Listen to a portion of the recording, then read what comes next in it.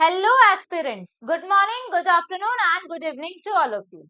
Welcome to the Chemopedia IHER channel. जैसा कि आप सभी को पता है, we have already started class 12 की सीरीज जिसमें हमने फर्स्ट सीरीज स्टार्ट की थी liquid solutions and liquid solutions की जो सीरीज थी उसमें ऑलरेडी हम एक लेक्चर कंप्लीट कर चुके हैं। उस एक लेक्चर में हमने बहुत बेसिक चीजें देखी, जो बेसिक चीजें हम 11th क्लास के फर्स्ट चैप्टर मोल कॉन्सेप्ट में भी पढ़ते हैं, जिसमें हमने डिस्कस किया था सारी कंसंट्रेशन टर्म्स के बारे में, जैसे W by W percentage, W by V percentage, V by V percentage, relation between W by W and W by V percentage, molarity, molality, calculation of molarity from W by W percentage and W by V percentage, relation between molarity and molality, normality, इसके बाद हमने देखा ppm, PPB and mole fraction. ये सारी terms हम देख चुके हैं लास्ट लेक्चर के अंदर।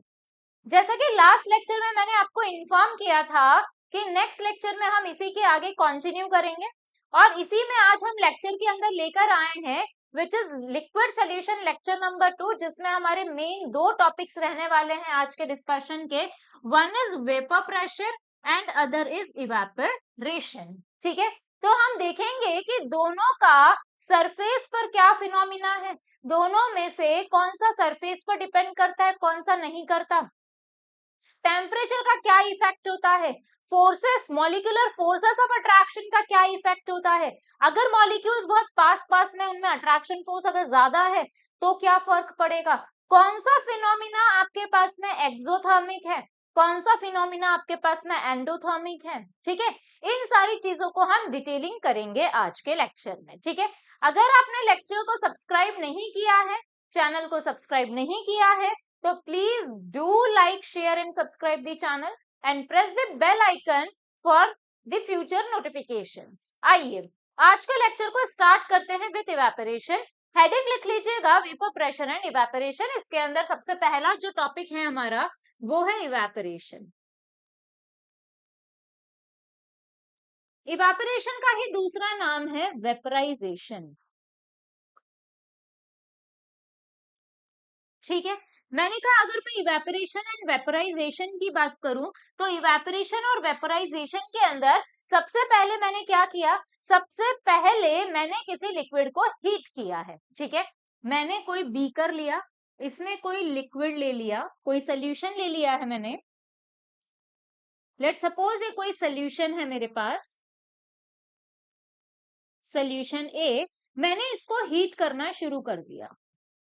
क्या करना शुरू किया, मैंने हीट करना शुरू किया।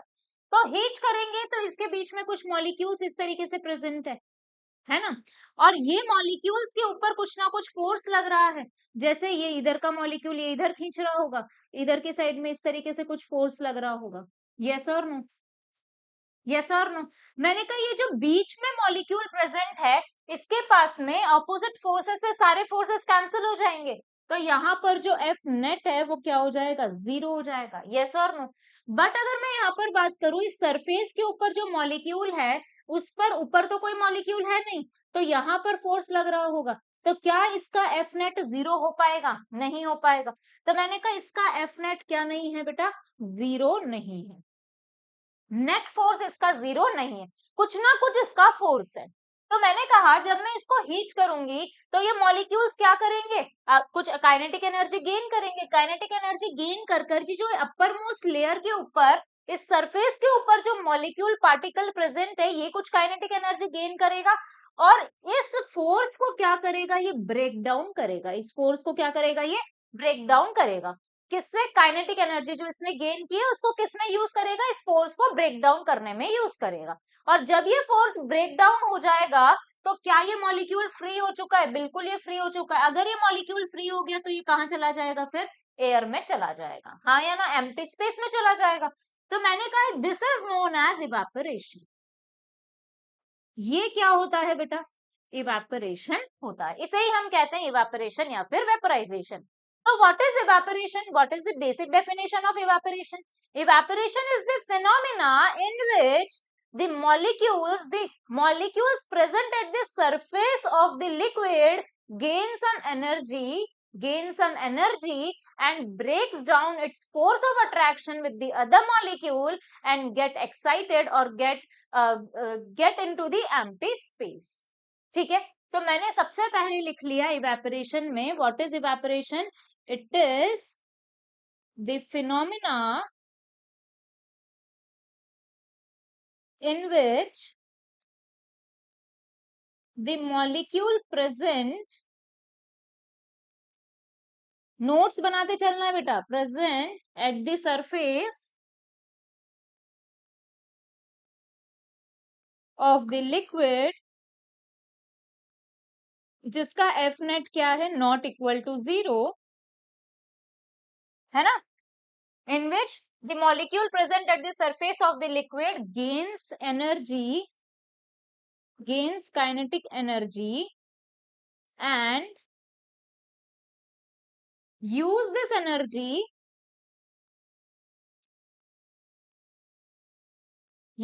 energy to break down the force of attraction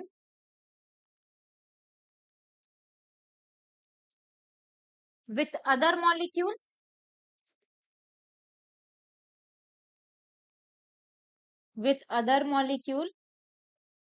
and escaped out in the empty space.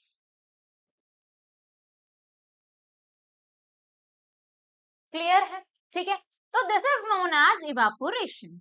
तो इवेपोरेशन में मैंने कहा सरफेस का जो मॉलिक्यूल है वो जा रहा है स्पेस के अंदर, एम्प्टी स्पेस में, वो इवेपोरेट हो रहा है. तो क्या ये सरफेस फिनोमिना है? बिल्कुल, ये क्या है? सरफेस फिनोमिना है. तो मैंने कह दिया evaporation is a surface phenomena. Evaporation is a surface phenomena.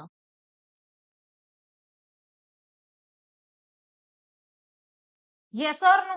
मैंने कहा अगर इवेपोरेशन सरफेस फिनोमिना है तो मुझे एक बात बताइए, अगर इवेपोरेशन सरफेस फिनोमिना तो क्या ये सरफेस पर डिपेंड करेगा? बिल्कुल, ये क्या करेगा? सरफेस के ऊपर डिपेंड करेगा. क्लियर है? तो मैंने लिखा it depends on the surface, on the surface. ठीक है, तो मैंने कहा फैक्टर्स कौन कौन से हैं जिनके ऊपर ये इवेपोरेशन डिपेंड कर रहा है. तो मैंने कहा सबसे पहला फैक्टर तो हो गया, हेडिंग लिख लीजिएगा, factors affecting evaporation. Factors affecting evaporation. ठीक है, जिसमें सबसे पहला फैक्टर है सरफेस एरिया. क्या सरफेस एरिया पर डिपेंड करेगा? बिल्कुल करेगा. मैंने कहा एक आपने छोटा बीकर लिया, उसमें 5 लीटर पानी लिया, तो उसके सरफेस के ऊपर कम मॉलिक्यूल्स होंगे, तो कम मॉलिक्यूल सेम टाइम में इवेपोरेट होंगे. लेकिन मैंने बीकर बड़ा ले लिया, उसमें भी 5 लीटर पानी लिया, तो सरफेस के ऊपर मॉलिक्यूल्स क्या होंगे? ज्यादा होंगे. तो ज्यादा होंगे तो ज्यादा मॉलिक्यूल एक साथ इवेपोरेट करेंगे, तो रेट ऑफ इवेपोरेशन कहाँ ज्यादा होगा? आपके पास में बड़े वाले बीकर के अंदर.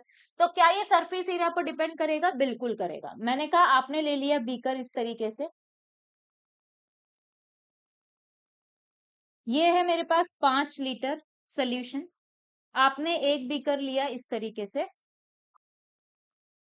ये भी है 5 लीटर सोल्यूशन.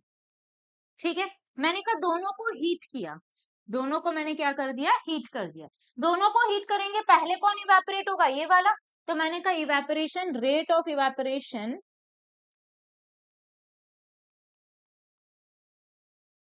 इसका क्या है? ज्यादा है, as compare to rate of evaporation इसका क्या है? कम है. तो मैंने लिख लिया कि रेट ऑफ इवेपोरेशन की अगर मैं बात करूं तो बी का इवेपोरेशन क्या है? ज्यादा है एज कंपेयर टू ए के. तो मैं क्या लिख सकती हूँ? इवेपोरेशन कब बढ़ेगा? जब सरफेस एरिया इंक्रीज होगा. तो मैंने कहा इवेपोरेशन बढ़ रहा है, rate of evaporation is directly proportional to the surface area. Yes और नो? हाँ या ना? आइए, सेकंड फैक्टर क्या है? क्या टेम्परेचर पर डिपेंड करेगा? तो मैंने कहा इवेपोरेट होने के लिए एक सफिशिएंट काइनेटिक एनर्जी चाहिए. मैंने कहा ज्यादा टेम्परेचर दे दिया तो जल्दी उसको काइनेटिक एनर्जी मिलेगी. बिल्कुल टेम्परेचर पर डिपेंड करेगा. तो मैंने कहा क्या टेम्परेचर पर करेगा डिपेंड? बिल्कुल करेगा. सेकंड है आपके पास टेम्परेचर. ठीक है। तो मैंने कहा जैसे जैसे टेम्परेचर आप बढ़ाओगे वैसे वैसे क्या होगा आपके पास में, इवेपोरेशन का रेट भी क्या होता जाएगा, इंक्रीज होता जाएगा। ठीक है। मैंने कहा कि अगर एक बीकर है उसमें कुछ लिक्विड प्रेजेंट है, ये इसको हम चला रहे हैं 20 डिग्री के ऊपर, एक लिक्विड है इसको मैं लेकर जा रही हूँ 80 डिग्री के ऊपर, जल्दी कौन इवेपोरेट होगा, ये सेम लिक्विड है तो कौन जल्दी इवेपोरेट होगा, ये। तो इसका रेट ऑफ इवेपोरेशन क्या होगा, ज्यादा, इसका रेट ऑफ इवेपोरेशन क्या होगा, कम होगा। क्लियर है। तो रेट ऑफ इवेपोरेशन मैंने कह दिया सेकंड वाले का क्या है, ज्यादा है एज कंपेयर टू फर्स्ट वाले के। क्लियर है। आइए नेक्स्ट फैक्टर है फोर्स ऑफ अट्रैक्शन। क्या इस पर डिपेंड करेगा? तो फोर्स ऑफ अट्रैक्शन की अगर बात करें तो फोर्स ऑफ अट्रैक्शन में मैंने कहा, मान लो कि मैंने दो लिक्विड्स लिए ए और बी, मैंने कहा ए के मॉलिक्यूल्स के बीच में inter molecular force of attraction बहुत ज्यादा है, इसके मॉलिक्यूल्स के बीच में बहुत कम है। मैंने कहा अगर इसके मॉलिक्यूल्स के बीच में बहुत ज्यादा फोर्स ऑफ अट्रैक्शन है तो इस मॉलिक्यूल को, ये जो दूसरे मॉलिक्यूल से फोर्स लग रहा है, इस मॉलिक्यूल के फोर्स को तोड़ने में ज्यादा एनर्जी लगेगी, ज्यादा टेम्परेचर लगेगा, ज्यादा हीट की रिक्वायरमेंट होगी, तो ये मॉलिक्यूल लेट से इवेपोरेट होगा, जबकि इस वाले फोर्स को तोड़ना आसान है, कम टेम्परेचर पर ये एनर्जी गेन करके क्या हो जाएगा, इवेपोरेट हो जाएगा।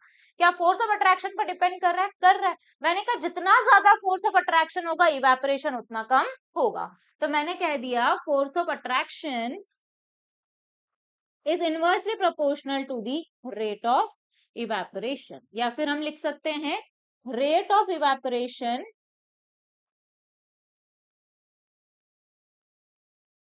is inversely proportional to the force of attraction। ठीक है। मैंने कहा मान लीजिए ये सोल्यूशन है मेरे पास ए, ये सोल्यूशन है मेरे पास बी, मैंने कहा इसके मॉलिक्यूल्स के बीच में जो फोर्स ऑफ अट्रैक्शन है, फोर्स ऑफ अट्रैक्शन का ऑर्डर है ए का ज्यादा है बेटा बी के कंपैरिजन में, तो मैंने कहा फिर उसके हिसाब से रेट ऑफ इवेपोरेशन किसका ज्यादा हो जाएगा, बी का ज्यादा होगा एज कंपेयर टू ए के। यस और नो, ये फैक्टर समझ में आता है। आइए, तो मैंने कहा कि अगर मैं बात करूं इवेपोरेशन की तो इन कुछ फैक्टर्स पे इवेपोरेशन डिपेंड करता है। क्या आप फोर्स ऑफ अट्रैक्शन को नेचर ऑफ द लिक्विड कह सकते हो, बिल्कुल कह सकते हो, nature of the liquid is directly related to the force of attraction between the molecules. Clear है। आइए, अब मैंने कहा कि अगर मैं बात करूं वेपर प्रेशर की, तो what is vapour pressure, what is vapour pressure, what is vapour pressure.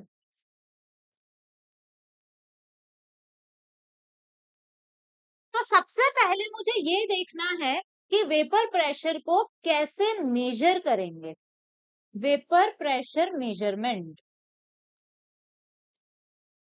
Measurement.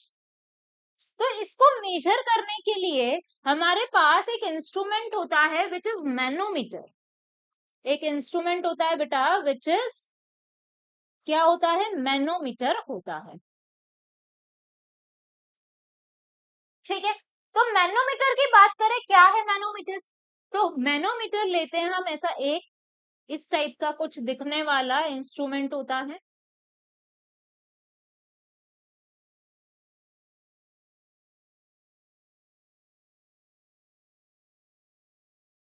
कुछ इस तरीके से होता है, यहाँ पर नॉब लगी होती है जो कि क्लोज्ड होती है, यहाँ हम कुछ लिक्विड लेते हैं,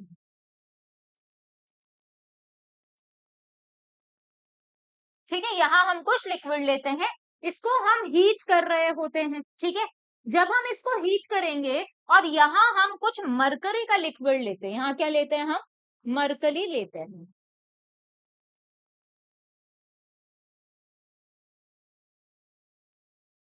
ये क्या है बेटा, मरकरी है, और आपको पता है मरकरी होती है लिक्विड फॉर्म में, ये मरकरी है।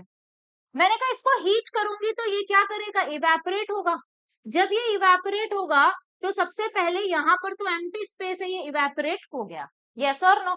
जब ये इवेपोरेट हुआ है तो कुछ वेपर्स बने होंगे, जब आपने कहा कि ये क्या हो रहा है बेटा, ये है आपके पास में रेट ऑफ इवेपोरेशन।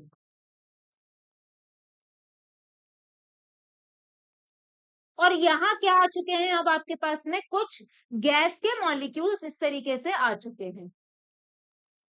ठीक है, जब ये गैस के मॉलिक्यूल्स है, वेपर्स जो है, वो आपस में जब कोलाइड करेंगी और जब वॉल्स ऑफ द बीकर के साथ कोलाइड करेगी तो ये क्या होनी शुरू हो जाएगी, वापस लिक्विड में कन्वर्ट होनी शुरू हो जाएगी। जब ये वापस लिक्विड में कन्वर्ट होनी शुरू होगी, इसी प्रोसेस को आप कहते हो कंडेंसेशन। तो आपने कहा जैसे ये कोलिजन होगा वैसे ही क्या होना शुरू हो जाएगा, वापस ये कंडेंस होनी शुरू हो जाएगी। यस और नो, ये इस तरीके से कंडेंस होनी शुरू हो जाएगी। तो मैंने कहा ये क्या है, कंडेंसेशन है। यस और नो, मैंने कहा एक टाइम ऐसा आएगा जिस टाइम पर आप कह सकते हो कि ये जो रेट ऑफ इवेपोरेशन है और जो रेट ऑफ कंडेंसेशन है वो अपना इक्विलिब्रियम में अचीव हो चुके हैं। मतलब जितने मॉलिक्यूल्स आपके इवेपोरेट हो रहे हैं उतने ही कंडेंस हो रहे हैं, दोनों किस में आ चुके हैं, आपके इक्विलिब्रियम में आ चुके हैं। ठीक है, तो आपने कहा जब ये इक्विलिब्रियम में आ गए हैं तो उस टाइम पर आपको पता है at equilibrium rate of forward and rate of backward क्या होता है, सेम होता है। तो rate of evaporation and rate of condensation भी क्या होगा, सेम होगा। तो पहली चीज तो मैंने यहां से क्या लिख ली, पहली चीज मैंने यहां से लिख ली कि अगर मैं बात करूं यहां पर, तो रेट ऑफ इवेपोरेशन, सबसे पहले यहाँ पर कोई गैस मॉलिक्यूल नहीं थे, कंडेंसेशन हो नहीं रहा था क्योंकि टकरा भी नहीं रहे थे गैस के मॉलिक्यूल, सिर्फ क्या हो रहे थे, लिक्विड गैस में कन्वर्ट हो रहा था। तो इनिशियली मैंने कह दिया rate of evaporation is maximum initially,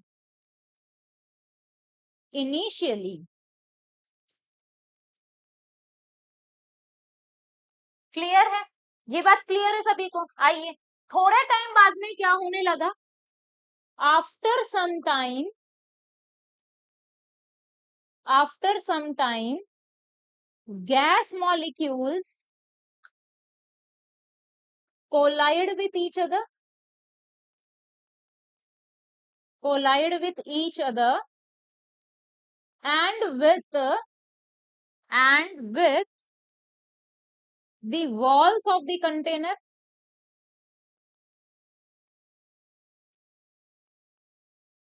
due to which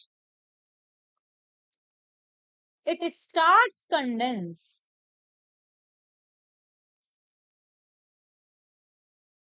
ठीक है, तो मैंने कहा एक टाइम ऐसा आएगा, एट अ टाइम एक टाइम ऐसा आएगा जब रेट ऑफ इवेपोरेशन किसके इक्वल हो जाएगा, रेट ऑफ इवेपोरेशन इक्वल हो जाएगा रेट ऑफ कंडेंसेशन के। रेट ऑफ इवेपोरेशन किसके इक्वल हो जाएगा, रेट ऑफ कंडेंसेशन के। क्लियर है, तो उस टाइम को हम क्या कहेंगे, ये वाला टाइम क्या है, ये वाली कंडीशन कौन सी है, इक्विलिब्रियम कंडीशन है। कौन सी कंडीशन है बेटा, ये इक्विलिब्रियम कंडीशन है। क्लियर है इतनी सी बात। और जब ये इक्विलिब्रियम अचीव हो चुका है उस टाइम पर मैं इस नॉब को क्या कर दूंगी, ओपन कर दूंगी। मैंने कहा अभी ये इस लेवल पर प्रेजेंट है, मरकरी की हाइट ये है, मैंने कहा इस नॉब को ओपन करूंगी तो ये गैस के मॉलिक्यूल्स इधर ट्रांसफर होंगे। अगर गैस के मॉलिक्यूल इधर ट्रांसफर होंगे तो इस मरकरी के लिक्विड को धक्का मारेंगे तो ये मरकरी का लिक्विड शिफ्ट हो जाएगा इस तरफ। तो मैंने कहा क्या कंडीशन जनरेट हो गई, ये आपके पास बीकर था,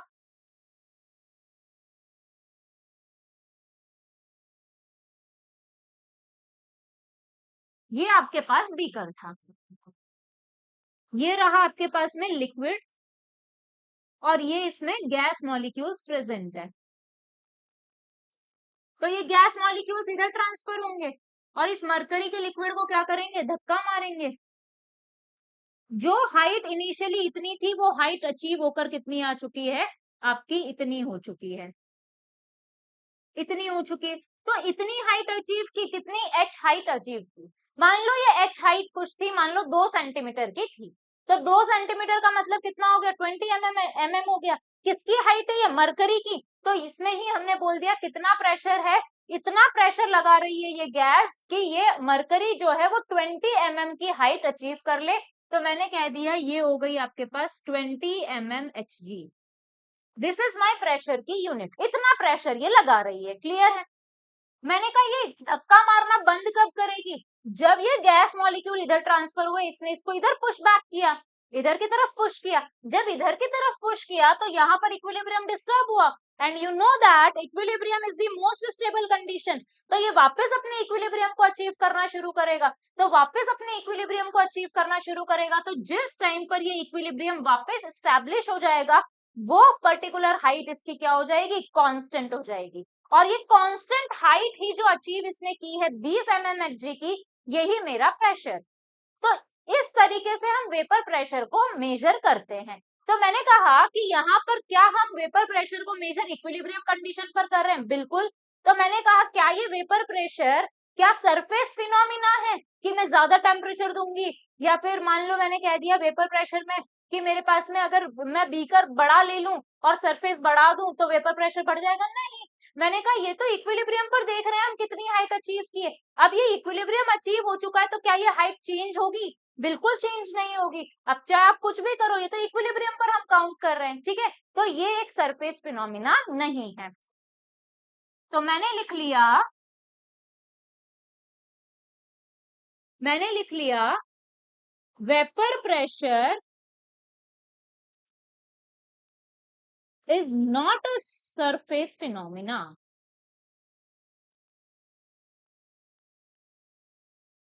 Not a surface phenomena.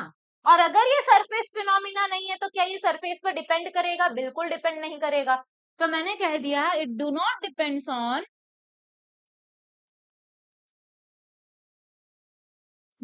On the quantity of the liquid,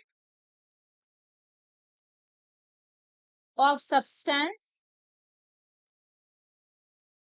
और the area of the container, या फिर shape of the container.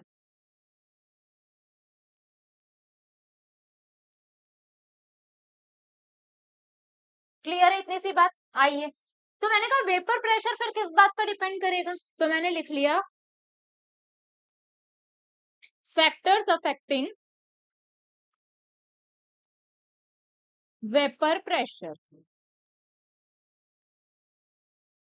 Factors affecting vapour pressure, ठीक है। तो फैक्टर्स अफेक्टिंग वेपर प्रेशर में मैंने सबसे पहले कह दिया कि किस फैक्टर पर ये डिपेंड करेगा। तो सबसे पहला फैक्टर है आपके पास में नेचर ऑफ द लिक्विड के ऊपर। किस पर डिपेंड करेगा बेटा, नेचर ऑफ लिक्विड के ऊपर डिपेंड करेगा। यस और नो। मैंने कहा अगर नेचर ऑफ द लिक्विड पर डिपेंड कर रहा है, मैंने कहा जितना ज्यादा फोर्स ऑफ अट्रैक्शन होगा उतना लेट से वो वेपर में जाएगा, लेट से वेपर में जाएगा तो आपके पास में वेपर प्रेशर क्या होगा, कम होगा। या फिर आप कह सकते हो वॉलेटाइल और नॉन वॉलेटाइल नेचर। वॉलेटाइल क्या होता है, वॉलेटाइल का मतलब होता है जो वेपर्स बनाती हैं, तो जो उसकी वेपर्स बनेंगी। नॉन वॉलेटाइल का मतलब जो वेपर्स नहीं बनाती है, तो नॉन वॉलेटाइल में वेपर्स नहीं बनाएगी तो कोई वेपर प्रेशर भी नहीं होगा। तो मैंने कहा किस पर डिपेंड करेगी, नेचर ऑफ दी लिक्विड के ऊपर डिपेंड करेगी। दूसरा मैंने कह दिया किसके ऊपर डिपेंड कर सकती है, टेम्परेचर के ऊपर डिपेंड कर सकती है। किसके ऊपर डिपेंड कर सकती है, टेम्परेचर के ऊपर डिपेंड कर सकती है। क्लियर है इतनी सी बात, ये बात क्लियर है। तो ये सिर्फ किन फैक्टर्स पे डिपेंड करेगी, nature of liquid and temperature के ऊपर डिपेंड करेगी। क्लियर है। आइए, तो this is about the vapour pressure. तो वेपर प्रेशर को कहाँ काउंट कर रहे हैं हम, at equilibrium condition. Vapour pressure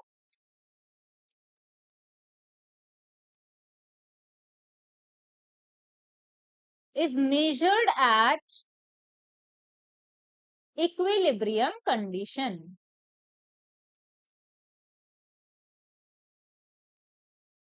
तो यहां से मैंने वेपर प्रेशर की एक डेफिनेशन लिख ली, the pressure exerted by the vapors on the surface of the liquid, on the surface of liquid at equilibrium is known as vapor pressure. और आपने कह दिया रेट ऑफ इवेपोरेशन किसके इक्वल होता है इक्विलिब्रियम पर, रेट ऑफ कंडेंसेशन के। ठीक है, तो मैंने कहा आपके पास में ये है बेटा condition,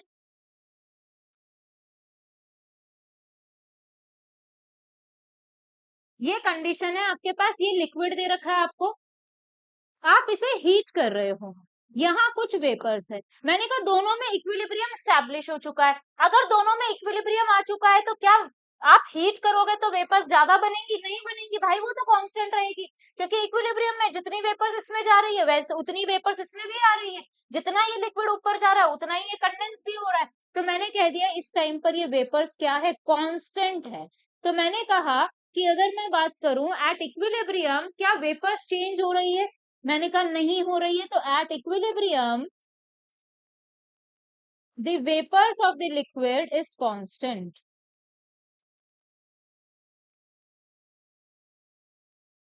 is constant at this condition, at this condition the pressure of vapors on the liquid calculated,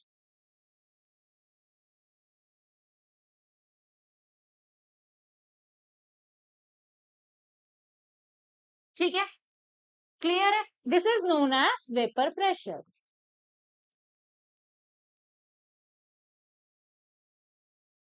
this is known as vapour pressure, ठीक है। आइए, अब मैंने कहा कि ये तो मामला था किसका, वेपर प्रेशर का मामला था, अब मुझे क्या देखना है, मुझे ये भी देखना है कि ये जो वेपर प्रेशर ऑफ लिक्विड है वो टेम्परेचर के साथ कैसे वरी कर रहा है, ठीक है, तो हेडिंग लिख लीजिएगा, variation of vapour pressure on changing temperature,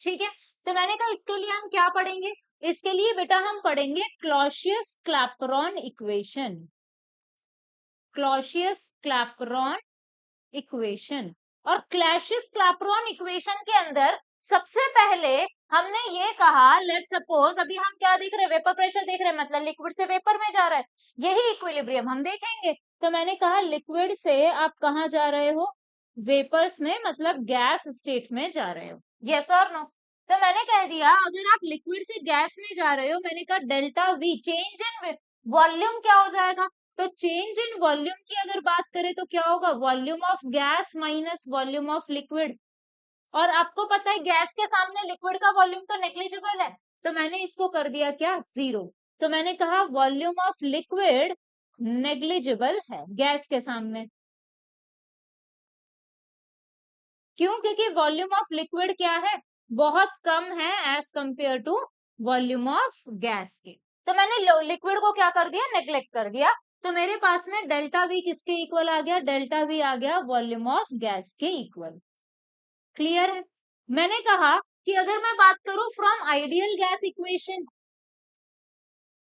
from ideal gas equation, तो आइडियल गैस इक्वेशन की अगर हम बात करें तो what is ideal gas equation, PV is equals to NRT, तो वी किसके इक्वल आ गया, एनआरटी बाय पी के इक्वल, मैंने कहा फॉर वन मोल गैस अगर हम निकालेंगे तो one mole gas for one mole substance, मैंने कह दिया एन की वैल्यू आ गई 1 मोल, तो उसके लिए मैंने कह दिया वी किसके इक्वल आ गया, आर टी बाय पी के equal, this is my equation number 1, clear है। आइए, अब मैंने कहा v की वैल्यू तो हमने निकाल ली, अगर हम v की बात करें तो v की वैल्यू मैंने कैलकुलेट कर ली, मैंने कहा अगर हम थर्मोडायनेमिक्स पर जाए तो वहां डेल्टा g का रिलेशन पढ़ते हैं हम, फ्रॉम थर्मोडायनेमिक्स एक रिलेशन पढ़ते हैं, फ्रॉम थर्मोडायनेमिक्स एक रिलेशन होता है डेल्टा जी का, which is delta G is equals to VDP minus S D T, yes और नो, और मुझे पता है वेपर प्रेशर हम कैलकुलेट करें, और वेपर प्रेशर इक्विलिब्रियम पर मेजर होता है, और इक्विलिब्रियम के ऊपर डेल्टा जी जीरो होता है, तो मैंने कह दिया एट इक्विलिब्रियम डेल्टा जी क्या होता है बेटा, जीरो होता है। क्या होता है, जीरो होता है। तो मैंने कहा अगर मैं डेल्टा जी को जीरो कर दूं तो क्या आ जाएगा, zero is equals to VDP minus S D T.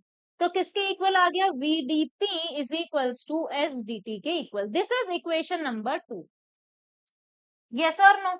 मैंने कहा क्या अगर मैं किसी रिएक्शन की बात करती हूँ, फॉर अ रिएक्शन हम क्या देखेंगे, जो भी चेंज देखेंगे पूरे रिएक्शन के लिए देखेंगे। वॉल्यूम में चेंज देख रहे हैं तो रिएक्शन के लिए प्रोडक्ट माइनस रिएक्टेंट का वॉल्यूम। अगर एंट्रोपी चेंज देख रहे हैं तो भी प्रोडक्ट की एंट्रोपी माइनस रिएक्टेंट की एंट्रोपी। तो फॉर अ रिएक्शन में क्या कह सकती हूँ, डेल्टा वी, या फिर वी किसको लिख सकते हैं हम, डेल्टा वी को, एंड एस क्या लिख सकते हैं हम, डेल्टा एस लिख सकते हैं। तो this equation changes into, so equation 2 become delta V into dP is equals to delta S into dt. Yes or no? Delta S, delta delta वाली चीज एक साइड ले जाओ, डिफरेंशिएशन वाली चीज एक साइड ले जाओ। तो मैंने कह दिया इसको इधर ले आओ, तो delta P upon delta T is equals to delta S upon delta V। Yes और no? This is equation number 3। Equation number 3, ठीक है। मुझे पता है कि अगर मैं डेल्टा एस की बात करूं तो वो होता है डेल्टा एच बाय टी के इक्वल, हाँ या ना। और यहां से फ्रॉम इक्वेशन 1 से हम देख चुके हैं कि जो v होता है वो किसके इक्वल होता है, और रिएक्शन के लिए लिख रहे हैं तो डेल्टा v लिख सकते हैं, आर टी अपॉन पी के इक्वल। तो दोनों वैल्यूज उठा के रख दो। तो मैंने कहा दिस इज वैल्यूज 4, इक्वेशन 4। तो मैंने कहा put the values, putting the values of equation 4 into equation 3, ठीक है। तो मैंने कहा ये वैल्यू उठाकर ऊपर रख दो, ये वाली वैल्यू उठाकर भी ऊपर रख दो, मैंने रख दिया। Delta P upon delta T is equals to delta S, delta S की जगह मैंने रख दिया delta H upon T into 1 upon delta V है, तो 1 अपॉन डेल्टा V लिख दिया मैंने RT अपॉन P। तो ये पलट के ऊपर चला जाएगा, तो delta P upon delta T is equals to delta H upon T into P upon RT। Yes और नो? हाँ या ना, इतना समझ में आता है। अब मैंने कहा कि P वाली टर्म्स को एक साइड ले जाओ, T वाली टर्म्स को एक साइड ले जाओ, तो कितना आ जाएगा, delta P upon P is equals to delta H upon RT का स्क्वायर इंटू dt। यस और नो? इंटीग्रेट कर दे, तो मैंने इंटीग्रेट कर दिया, डेल्टा P अपॉन P को P1 से लेकर P2 तक इंटीग्रेट किया, इसको मैंने इंटीग्रेट कर दिया बेटा डेल्टा H, और R तो क्या है मेरे पास में कांस्टेंट, तो डेल्टा H अपॉन R मैंने बाहर निकाल लिया, इसको इंटीग्रेट कर दिया T1 से T2, क्या है 1 upon T square into dt। Yes और नो? अब चलो इंटीग्रेशन कर लेते हैं जरा। मुझे पता है कि डेल्टा x बाय एक्स का इंटीग्रेशन तो ln x आता है, हाँ या ना। मैंने कहा 1 अपॉन x की पावर n इंटू dx का इंटीग्रेशन कितना आता है, इसको ऊपर लेकर जाओगे तो x की power minus n into dx, ठीक है। तो मैंने कहा इसका इंटीग्रेशन क्या होता है, पावर में एक ऐड होता है और उसी से आप डिवाइड कर देते हो, तो आपने कह दिया x की power minus n plus 1 divided by minus n plus 1। Yes और नो?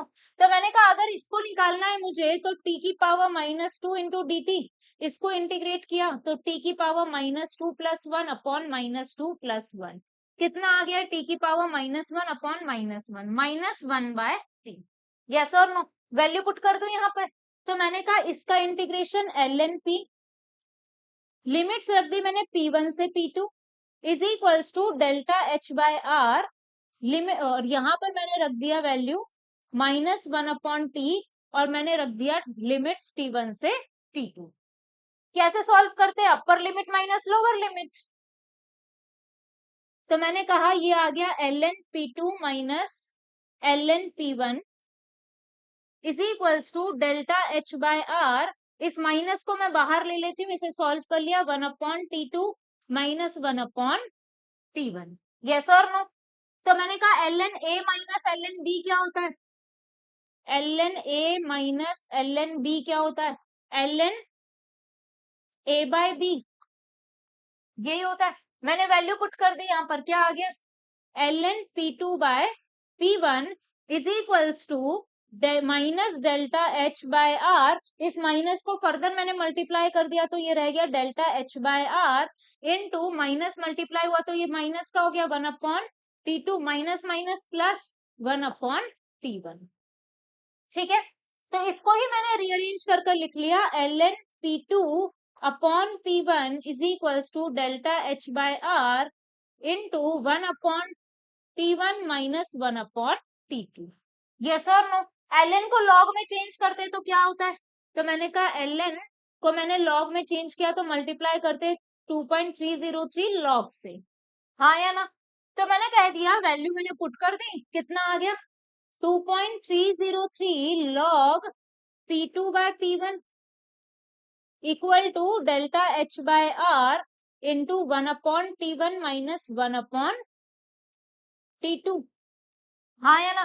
2.303 को इधर ट्रांसफर कर दो, ये इधर मल्टीप्लाई में इधर जाके डिवाइड हो जाएगा, तो log P2 by P1 is equals to delta H upon 2.303 R 1/T1 minus 1/T2। ये इक्वेशन है हमारे पास में जिसको हम कहते हैं क्लॉसियस क्लैपेरॉन इक्वेशन।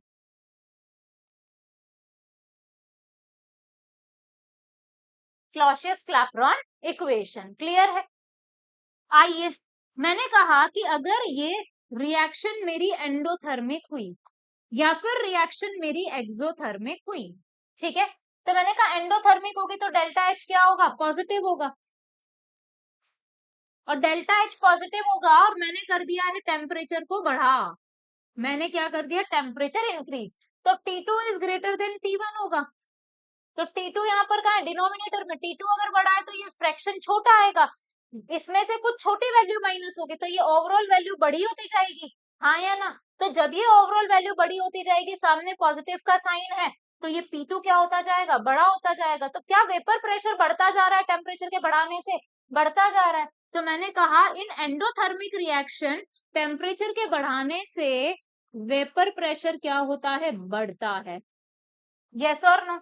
मैंने कहा एक्सोथर्मिक रिएक्शन है, इसके अंदर डेल्टा एच क्या होगा, नेगेटिव होगा, टेम्परेचर को मैंने बढ़ा दिया है तो मतलब T2 is greater than T1 है, मैंने कहा T2 बड़ा है तो छोटी वैल्यू माइनस होगी, फ्रैक्शन छोटा आएगा, ये पूरी वैल्यू बड़ी होती जाएगी टेम्परेचर के बढ़ाने के साथ साथ, यहाँ पर नेगेटिव लगा है, बड़ा माइनस नेगेटिव क्या हो जाएगा, नेगेटिव वैल्यू, मतलब नेगेटिव में मैग्नीट्यूड बढ़ रहा है तो वैल्यू ओवरऑल क्या हो रही है, घट रही है, तो प्रेशर क्या होता जाएगा आपका, डिक्रीज होता जाएगा, तो मैंने कहा वेपर प्रेशर क्या हो जाएगा, डिक्रीज हो जाएगा, क्लियर है? तो इस तरीके से टेम्परेचर पर ये वरी करता है, ऐसा नहीं बोलना है कि टेम्परेचर बढ़ रहा है तो आपका हमेशा क्या होगा, वेपर प्रेशर बढ़ेगा, ऐसा नहीं होता है, it only depends on the reaction given, मतलब प्रोसेस आपका एंडोथर्मिक है या फिर प्रोसेस आपका एक्सोथर्मिक है, इस बात पर ये डिपेंड करता है, ठीक है?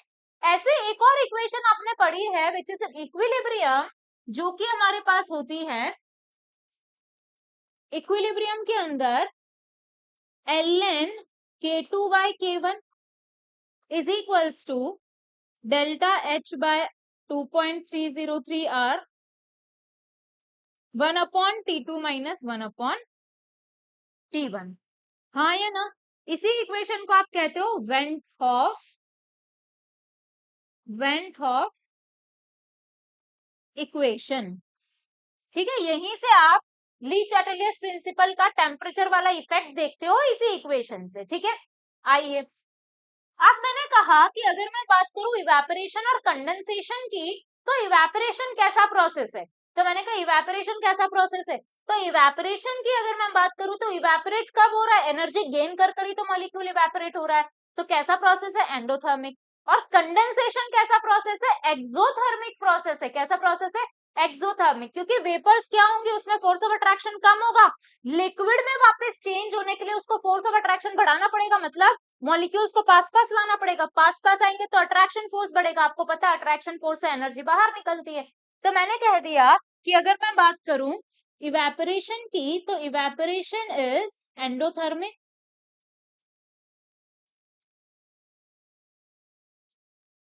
और मैंने कह दिया कंडेंसेशन कैसा है, एक्सोथर्मिक। क्लियर है, ये बहुत इंपॉर्टेंट बात है। देखिए रीजन असर्शन में इस वाले पूरे टॉपिक से फंसा देता है आपको। ठीक है, तो ये बात आपको ध्यान रखनी है और इसी तरीके से आपको क्या करना है, आंसर करना है क्वेश्चन का। क्लियर है। अब बात करते हैं boiling point of the solution की। तो अगर बॉइलिंग पॉइंट की बात करें तो व्हाट इज बॉइलिंग पॉइंट। तो सबसे पहले हेडिंग लिख लीजिए, बॉइलिंग पॉइंट।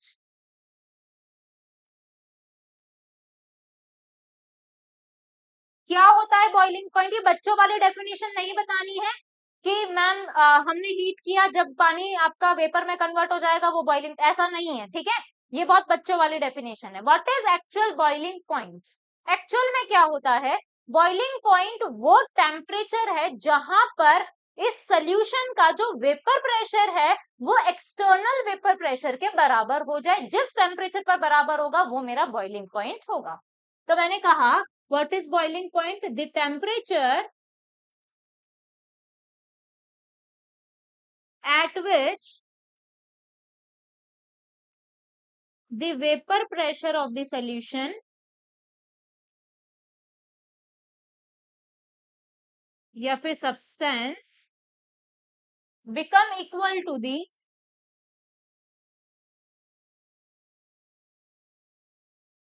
external pressure।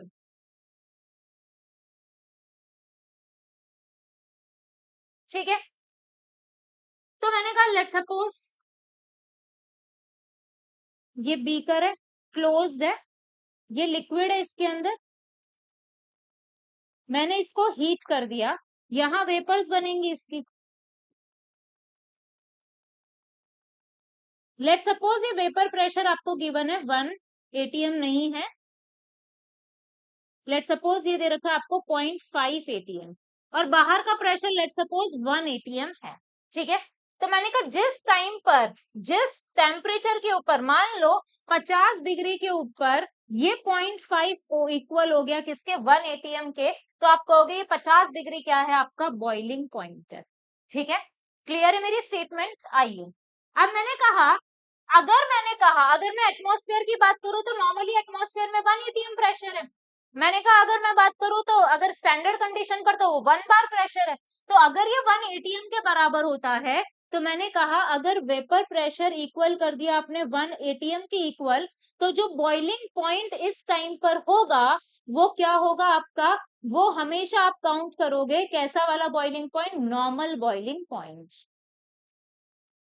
ठीक है, मैंने कहा अगर आपके पास में बॉइलिंग पॉइंट है या फिर टेम्परेचर है जिस टाइम पर आपने वेपर प्रेशर को बराबर कर दिया 1 बार के, तो ये स्टैंडर्ड कंडीशन होती है बार में, तो आप ये वाला जो बॉइलिंग पॉइंट है उसको क्या नाम दोगे, स्टैंडर्ड बॉइलिंग पॉइंट। तो ध्यान रहे इन दोनों स्टेटमेंट्स में क्या डिफरेंस है। ठीक है, नॉर्मल बॉइलिंग पॉइंट के अंदर आप वेपर प्रेशर को 1 atm के इक्वल करोगे और स्टैंडर्ड बॉइलिंग पॉइंट के अंदर आप वेपर प्रेशर को 1 बार के इक्वल करोगे। ठीक है, आइए अब मैंने कहा फैक्टर्स किस किस बात पर डिपेंड करेगा बॉइलिंग पॉइंट, तो हेडिंग लिख लीजिए, फैक्टर्स अफेक्टिंग बॉइलिंग पॉइंट। तो सबसे पहला फैक्टर है एक्सटर्नल प्रेशर।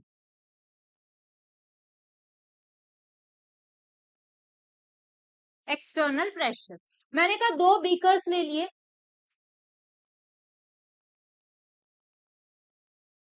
क्लोज्ड है, यहां पर इसके कुछ वेपर्स हैं, इसका जो वेपर प्रेशर है वो 1 atm है। दूसरा बीकर लिया, यहां पर भी कुछ लिक्विड है, क्लोज्ड है बीकर, ये कुछ वेपर्स है इसकी, यहाँ वेपर प्रेशर है 1 atm, लेकिन इसका एक्सटर्नल पी एक्सटर्नल है आपके पास लेट सपोज 5 atm और ये पी एक्सटर्नल है आपके पास में 10 atm। क्लियर है, तो मैंने कहा इस एक एटीएम को 5 तक पहुंचने में ज्यादा टेम्परेचर लगेगा या एक को 10 तक पहुंचने में ज्यादा टेम्परेचर लगेगा, यहाँ ज्यादा टेम्परेचर लगेगा। तो जब ये 10 एटीएम के बराबर होगा वो उसका बॉइलिंग पॉइंट होगा, तो मैंने कहा बॉइलिंग पॉइंट यहाँ पर ज्यादा होगा। तो मैंने कहा जैसे जैसे एक्सटर्नल प्रेशर बढ़ता है बॉइलिंग पॉइंट भी क्या होता जाता है, आपका सोल्यूशन का बढ़ता जाता है। तो जैसे जैसे एक्सटर्नल प्रेशर इंक्रीज होगा वैसे वैसे बॉइलिंग पॉइंट ऑफ सब्सटेंस क्या होता जाता है, इंक्रीज होता जाता है। क्लियर है? आइए, सेकंड फैक्टर है हमारे पास वेपर प्रेशर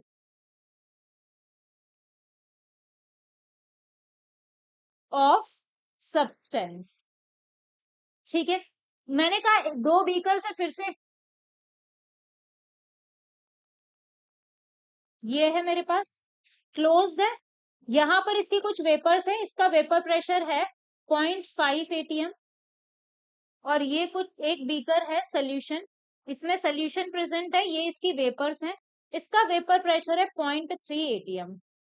एक्सटर्नल प्रेशर दोनों का सेम है 1 atm 1 atm। ठीक है, मैंने कहा 0.5 को 1 पहुंचने में कम टेम्परेचर लगेगा, 0.3 को 1 पहुंचने में ज्यादा टेम्परेचर लगेगा, बॉइलिंग पॉइंट इसका क्या हो गया, कम हो गया। तो मैंने कहा इसका बॉइलिंग पॉइंट क्या हो गया आपके पास, कम, इसका बॉइलिंग पॉइंट क्या हो गया आपके पास, ज्यादा। तो मैंने कहा जैसे जैसे वेपर प्रेशर की अगर मैं बात करूं, अगर वेपर प्रेशर किसी भी सब्सटेंस का ज्यादा है तो उसका बॉइलिंग पॉइंट क्या होगा, कम होगा। तो boiling point is inversely proportional to the vapour pressure of substance. तो मैंने कहा वेपर प्रेशर अगर अबव केस की बात करें तो ए का ज्यादा है एज कंपेयर टू बी के, तो बॉइलिंग पॉइंट किसका ज्यादा होगा, बी का ज्यादा होगा एज कंपेयर टू ए के। यस और नो? मैंने कहा अगर मैं नेचर ऑफ द लिक्विड की बात करूं या सब्सटेंस की बात करूं, तो जितना ज्यादा आपके पास में फोर्स ऑफ अट्रैक्शन होगा उसे तोड़ने में, उतना ज्यादा आपको टेम्परेचर देना पड़ेगा, तो बॉइलिंग पॉइंट क्या हो जाएगा, इंक्रीज हो जाएगा। तो थर्ड फैक्टर है नेचर ऑफ सब्सटेंस।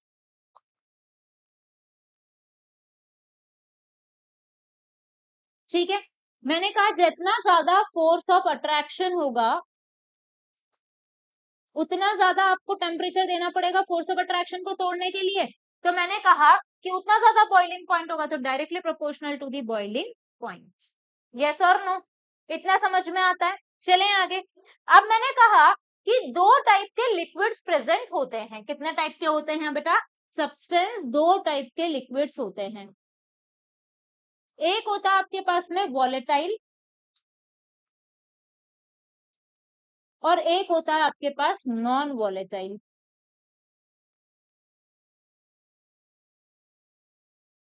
वॉलेटाइल का मतलब क्या है, वॉलेटाइल वो लिक्विड या वो सब्सटेंसेस जो अपनी खुद की वेपर्स बनाते हैं।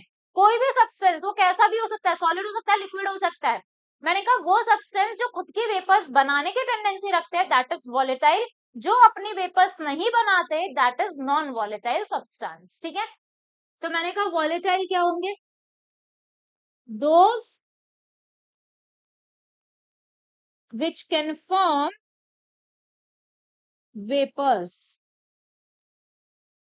ठीक है, जैसे एग्जाम्पल हो गया वाटर, मिथेनॉल, एल्कोहल हो गए। ठीक है, जैसे आपके पास में एग्जाम्पल हो गया, लेट सपोज आपके पास में एग्जाम्पल है बेंजीन,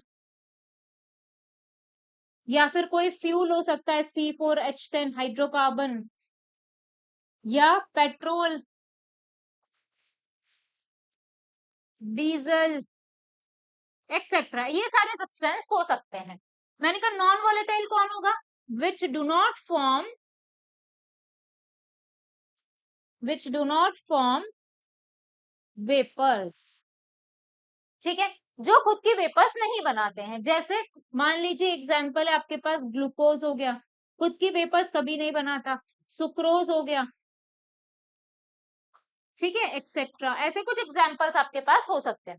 अब मैंने कहा कि अगर ये नॉन वॉलेटाइल सब्सटेंसेस हैं, तो सिंपल से मुझे एक बात बताइए, ये नॉन वॉलेटाइल तो अपने वेपर्स तो बनाएगा नहीं। अगर अपने वेपर्स नहीं बनाएगा तो क्या ये वेपर प्रेशर होगा, इसका कुछ भी नहीं होगा। तो क्या वेपर प्रेशर में इसका कोई कंट्रीब्यूशन है, नहीं है। तो मैंने कहा there is no contribution,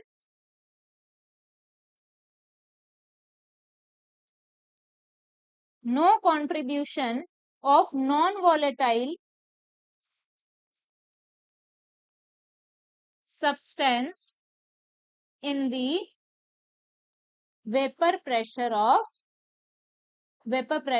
of the solution। Clear है? क्या ये वेपर्स बना रहा है, बना रहा है, तो इसका वेपर प्रेशर भी होगा। तो ये क्या होगा, इसका वेपर प्रेशर होगा। ठीक है, यहां पर कोई वेपर प्रेशर नहीं होगा, no vapour pressure.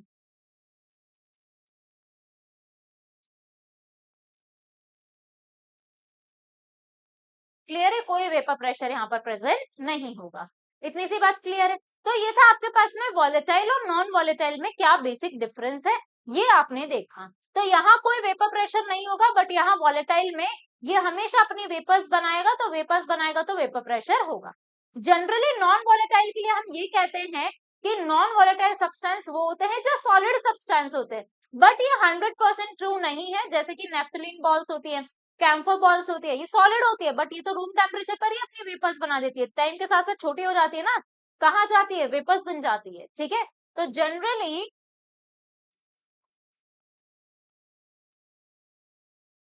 Solids are non volatile, लेकिन ब्रैकेट में लिख लेना है नॉट 100% ट्रू। क्यों? क्योंकि आपके पास में कैम्फर बॉल्स हैं जो कि वॉलेटाइल नेचर की है। ठीक है, नेफ्थलीन बॉल्स हैं जो भी कैसी है, वॉलेटाइल है। ठीक है, तो हमेशा यहाँ पर इस स्टेटमेंट को जनरलाइज नहीं करना है। ठीक है, exceptions are always there, and यहाँ पर कैम्फर बॉल्स और नेफ्थलीन बॉल्स कैसे होते हैं, वॉलेटाइल नेचर के होते हैं, even though they are solid in nature. आइए अब एक क्वेश्चन जरा हम डिस्कस करते हैं।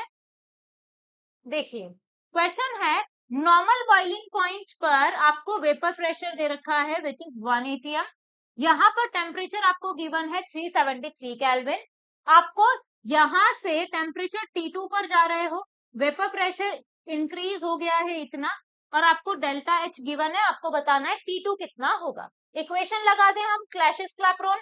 तो मैंने इक्वेशन लगा दी, क्लैशियस क्लैपेरॉन इक्वेशन क्या थी बेटा, log P2 by P1 is equals to delta H upon 2.303 R 1 upon T1 minus 1 upon T2।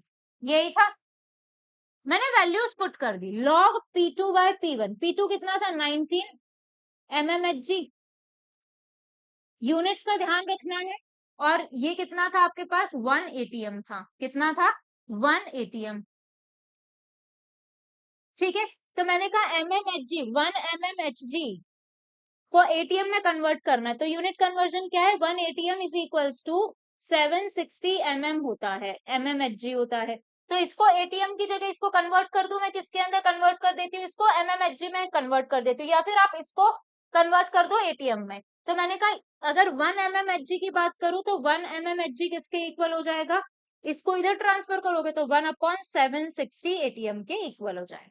ठीक है, ऐसे भी कन्वर्ट कर सकते हो, equal to delta H, delta H kilo joule में है, जूल्स में कन्वर्ट कर लिया 40.67 इंटू 1000 जूल पर मोल। क्लियर है, आइए कितना है ये 40.67 इंटू 1000 डिवाइडेड जूल पर mole divided by 2.303 into R, R की कौन सी वैल्यू रखोगे, यहाँ पर जूल है तो जूल वाली वैल्यू रखोगे, तो आपने वैल्यू रख दी 8.314 जूल पर मोल पर केल्विन। ठीक है, जूल पर मोल से पर मोल कैंसिल, 1/T1 है 373 माइनस 1/T2 मुझे निकालना है। ठीक है, इसे कन्वर्ट कर दो एटीएम को mmHg में, तो log 19 mmHg divided by 1 into 760 mmHg, mmHg से mmHg कट गया, कितना आ गया 40.67 into 1000 divided by 2.303 into 8.314 into 1/373 minus 1/T2। T2 यहाँ से निकालना है, पूरी इक्वेशन के अंदर एक ही वेरिएबल बचा, आप वैल्यू निकाल लेंगे बेसिक मैथ से ही। ठीक है, मल्टीप्लाई और डिवाइड करना है, और एडिशन सब्सट्रैक्शन करना है, और कुछ नहीं करना है। ठीक है, तो यहाँ से आपका टेम्परेचर आ जाएगा। तो इस तरीके से आप क्लैशियस क्लैपेरॉन इक्वेशन को यूज कर सकते हैं और डिफरेंट डाटास को आप पता लगा सकते हैं। ठीक है, आइए नेक्स्ट क्वेश्चन देखते हैं। A graph of vapour pressure and temperature for 3 different liquids XYZ is shown below. आपको ये ग्राफ दे रखा है, इसमें टेम्परेचर और वेपर प्रेशर दे रखा है। The following inferences are made, X has higher intermolecular interaction grade compare to Y। तो सबसे पहले हम ऑर्डर निकाल ले कि हमारे पास इंटरमोलिकुलर फोर्सेस ऑफ अट्रैक्शन का क्या ऑर्डर आता है। तो मैंने कहा जब भी हमने पढ़ा बॉइलिंग पॉइंट, वेपर प्रेशर और इंटरमोलिकुलर फोर्सेस ऑफ अट्रैक्शन के बीच में हमने रिलेशंस पढ़े। मैंने आपको ये कहा था जितना ज्यादा फोर्स ऑफ अट्रैक्शन होगा वेपर्स उतनी कम बनेंगी, हाँ या ना। तो वेपर प्रेशर उतना क्या होगा, कम होगा। तो मैंने कह दिया कि अगर वेपर प्रेशर की बात करें तो क्या वेपर प्रेशर इनवर्सली प्रोपोर्शनल है किसके, किसके, इंटरमोलिकुलर फोर्स ऑफ अट्रैक्शन के। तो vapour pressure is inversely proportional to intermolecular force of attraction. मैंने कहा कि अगर मैं बात करूं यहाँ पर और बॉइलिंग पॉइंट का क्या रिलेशन था, अगर वेपर प्रेशर और बॉइलिंग पॉइंट की बात करें तो boiling point vapour pressure inversely proportional होते हैं एक दूसरे के। तो मैंने कह दिया वेपर प्रेशर इनवर्सली प्रोपोर्शनल है, तो मैंने कहा इसी से हमने निकाल लिया बॉइलिंग पॉइंट और फोर्स ऑफ अट्रैक्शन की अगर हम बात करें तो दोनों एक दूसरे के क्या हो जाएंगे, डायरेक्टली प्रोपोर्शनल होंगे। मॉलिक्यूल जितना लेट से वेपर बनेगा उतना ज्यादा टेम्परेचर आपको देना पड़ेगा, उतना ज्यादा बॉइलिंग पॉइंट। तो मैंने कहा आप एक वेपर प्रेशर की लाइन बना लो, इसके करस्पॉन्डिंग आपने क्या कर लिया, सारे के सारे टेम्परेचर कैलकुलेट कर लिए। ठीक है, तो टेम्परेचर का जो ऑर्डर आया है बॉइलिंग पॉइंट का, वो ऑर्डर क्या है, Z, Y और X।